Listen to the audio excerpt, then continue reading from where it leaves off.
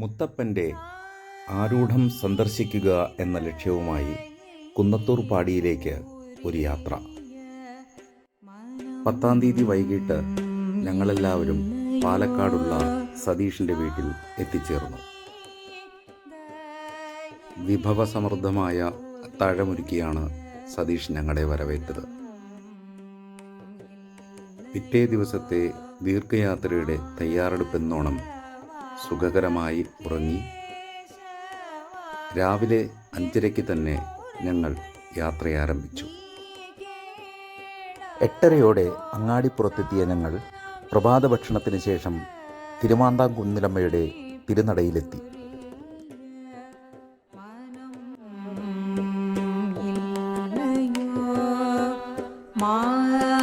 എനിക്കാകട്ടെ അച്ഛൻ്റെ ഓർമ്മകൾ ആകെ നിറഞ്ഞു നിൽക്കുന്ന ഒരിടമാണ് തിരുമാന്താംകുന്ന് ക്ഷേത്രം.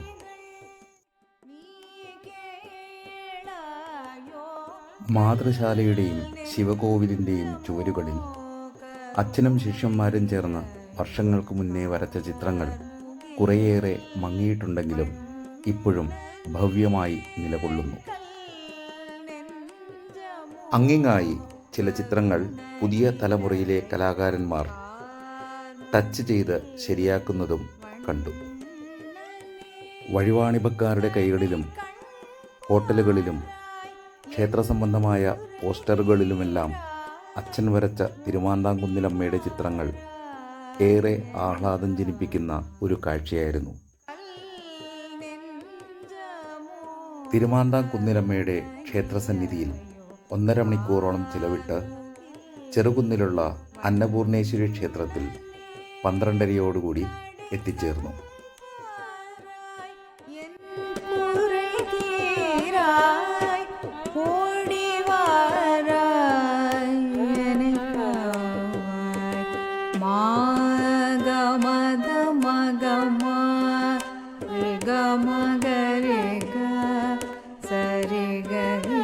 ക്ഷേത്രഗോപുരത്തിൻ്റെ അകത്തളങ്ങൾ അധികം പഴക്കമില്ലാത്തതെങ്കിലും മനോഹരങ്ങളായ ചുവർ ചിത്രങ്ങളാൽ ആലേഖനം ചെയ്യപ്പെട്ടിട്ടുണ്ടായിരുന്നു.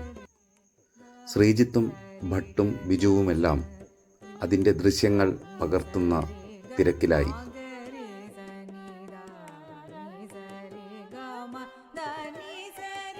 ക്ഷേത്രമടയ്ക്കാറായപ്പോഴാണ് ഞങ്ങൾ എത്തിച്ചേർന്നതെങ്കിലും ഭാഗ്യമെന്ന് പറയട്ടെ, ഞങ്ങൾക്ക് കൺകുളിർക്കെ അമ്മയെ ദർശിച്ച് തൊഴുവാൻ സാധിച്ചു. അതുമാത്രമല്ല, അമ്മയുടെ തിരുമുറ്റത്തിരുന്ന് അമ്മ ഊട്ടിയ ആ പ്രസാദം സ്വാദോടെ ഭക്തിയോടെ കഴിക്കുവാനായത് ദിവ്യമായ ഒരു അനുഭവമായി കരുതുന്നു.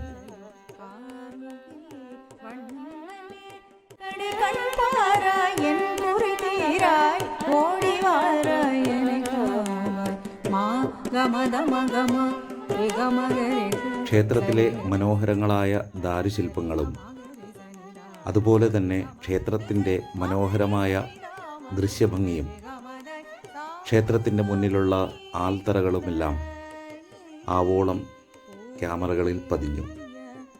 അതിനുശേഷം പറശ്ശിനിക്കടവ് ലക്ഷ്യമാക്കി ഞങ്ങൾ യാത്ര തുടർന്നു.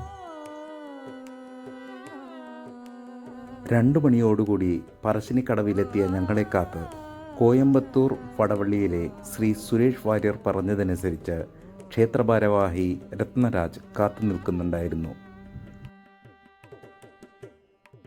3 മണിയോടുകൂടി മുത്തപ്പൻ്റെ ദർശനവും കഴിഞ്ഞ് മുത്തപ്പൻ്റെ പ്രസാദമായ നേതിച്ച പയറും ചായയും കഴിച്ച് 13 കിലോമീറ്റർ ദൂരെയുള്ള കാഞ്ഞിരങ്ങാട് വൈദ്യനാഥ ക്ഷേത്രം ലക്ഷ്യമാക്കി യാത്ര തുടർന്നു.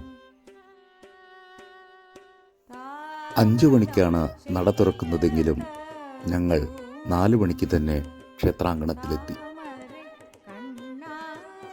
ആൽത്തറ കട്ടിലാക്കി ശ്രീജിത്തും ആൽച്ചുവട്ടിലെ മന്ദമാരുതിനെ ആവോളം ആസ്വദിച്ച് സതീഷും ബിജുവും ഭട്ടുമെല്ലാം തങ്ങളുടെ യാത്രാക്ഷീണം അകറ്റുന്നത് കണ്ടു.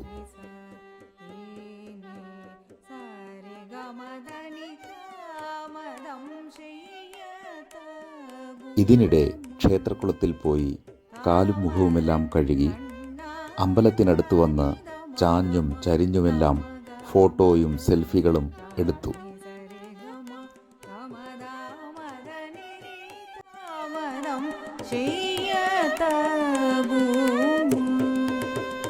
താമര കണ്ണ മഗമദമദനി കൃത്യം 5-ന് തന്നെ കാത്തിരിപ്പിന് വിരാമമിട്ടുകൊണ്ട് നട തുറന്നെങ്കിലും വലിയ തിരക്കൊന്നും അനുഭവപ്പെട്ടില്ല. ഇതിനിടെ ശ്രീജിത്ത് ക്ഷേത്രമേൽശാന്തിയെയും മൂത്തതിനെയും പരിചയപ്പെട്ടു. അതിപുരാതനമായ ഈ മഹാദേവ ക്ഷേത്രത്തിൽ അത്രത്തോളം പഴക്കമുള്ള ശിവലീല ചുവർചിത്രങ്ങളായി ശ്രീകോവിലിന് ചുറ്റും കണ്ടു.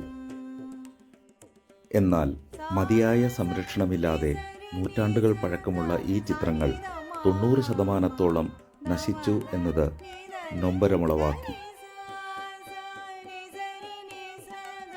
വഴിപാടെല്ലാം കഴിച്ച് വൈദ്യനാഥനെയും വണങ്ങി ഞങ്ങൾ അടുത്ത ലക്ഷ്യമായ തൃച്ചംബരം ക്ഷേത്രം ലക്ഷ്യമാക്കി യാത്ര തുടങ്ങി.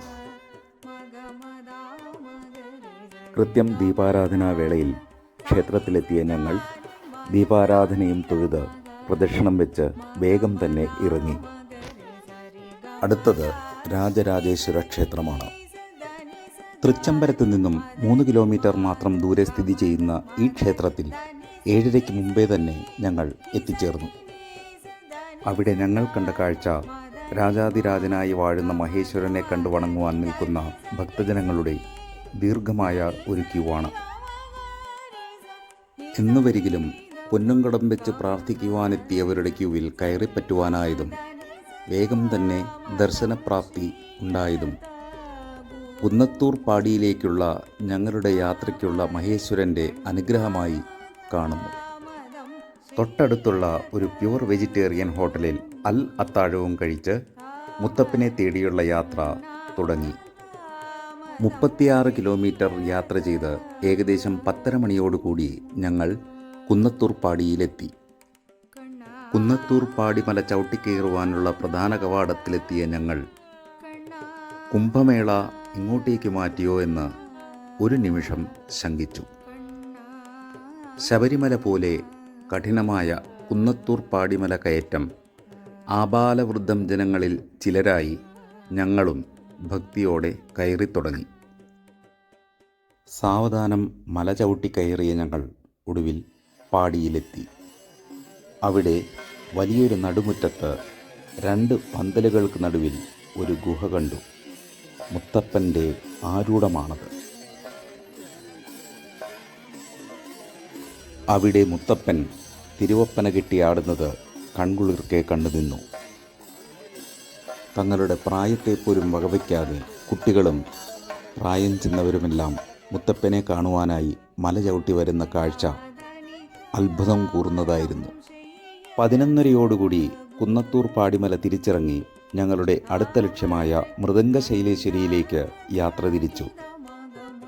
രാത്രി 2 മണിയോടുകൂടി മൃദംഗശൈലേശ്വരിയിലെത്തിയ ഞങ്ങൾ മുൻകൂട്ടി ബുക്ക് ചെയ്ത മുറിയിൽ അന്ന് അന്തിയുറങ്ങി. രാവിലെ 8:30 മണിയോടുകൂടി ക്ഷേത്രത്തിലെത്തി ഭഗവതിയെ ആവോളം തൊഴുതു. മൃദംഗശൈലേശ്വരി ദേവിയെ ആവോളം തൊഴുതും കുട്ടിക്കാലത്തെ ഓർമ്മകൾ തൻ്റെ സഹയാത്രികരോട് പങ്കുവച്ചും ക്ഷേത്ര പരിസരം ചുറ്റിക്കറങ്ങിയും ആ ദിവ്യസന്നിധിയിൽ കുറച്ചുനേരം ചിലവഴിച്ചു. അമ്പലത്തിനടുത്തുള്ള ഗണപതി ഹോട്ടലിൽ നിന്നും പ്രാതൽ കഴിച്ച് മുറിയും വെക്കേറ്റ് ചെയ്ത് അമ്പലത്തിന് തന്നെ തൊട്ടടുത്തുള്ള ഞങ്ങളുടെ തറവാട്ടിലെത്തി.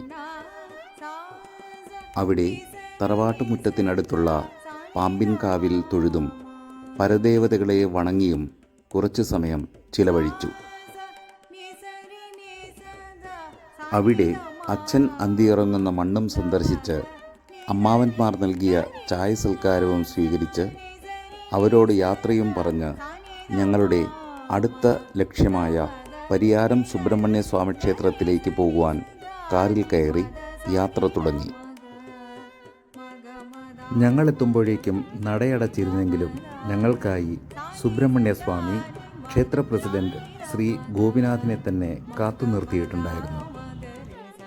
എറണാകുളത്ത് നിന്നാണ് ഞങ്ങൾ ക്ഷേത്ര ദർശനത്തിന് വന്നതെന്നറിഞ്ഞപ്പോൾ അദ്ദേഹത്തിന് സന്തോഷമായെങ്കിലും അതിലേറെ സന്തോഷമായത് വാര്യർ സാറിൻ്റെ മകൻ എന്നറിഞ്ഞപ്പോഴായിരുന്നു.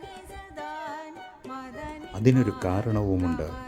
ഇവിടുത്തെ ചുവർ ചിത്രങ്ങൾക്ക് അജന്താ ശൈലിയുമായുള്ള സാമ്യം അച്ഛൻ KK വാര്യർ കണ്ടെത്തി കലാലോകത്തെ അറിയിച്ച വാർത്ത ഇന്ത്യൻ എക്സ്പ്രസിൽ പ്രസിദ്ധീകരിച്ചതാണ് ഒരു വ്യക്തിയുടെ കൈവശത്തിലിരുന്ന് അവഗണിക്കപ്പെട്ട് ജീർണിക്കുന്നതിൽ നിന്നും ചരിത്ര പ്രാധാന്യമുള്ള ഈ പുരാവസ്തു ക്ഷേത്രം ഇന്ന് കാണുന്ന രീതിയിൽ പുനരുദ്ധാരണ പാതയിലെത്താൻ വഴിത്തിരിവായത്. കുറഞ്ഞത് 1400 വർഷം പഴക്കമുണ്ടെന്ന് പുരാവസ്തു ഗവേഷകർ സ്ഥിരീകരിച്ച ഈ ക്ഷേത്രത്തിൽ കാണുന്ന ചിത്രങ്ങൾ വിസ്മയത്തോടു കൂടി മാത്രമേ നമുക്ക് കണ്ടു നിൽക്കുവാൻ സാധിക്കൂ.